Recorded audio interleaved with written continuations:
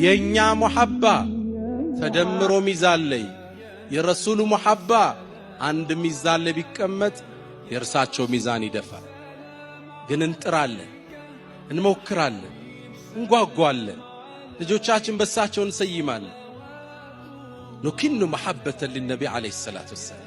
ኑ በጋራ እናፍጥር።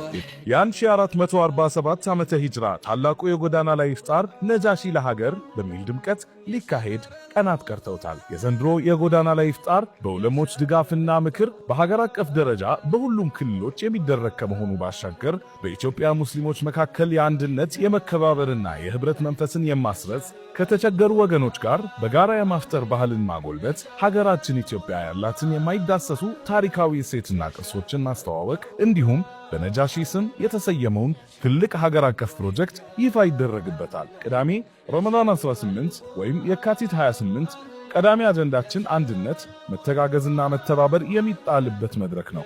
በዕለቱ የሚበሰረው የነጃሺን ለሀገር ፕሮጀክትም የዚህን የአንድነትና የትብብር አሻራ መገለጫ ይሆናል። ኑ በጋራ እናፍጥር።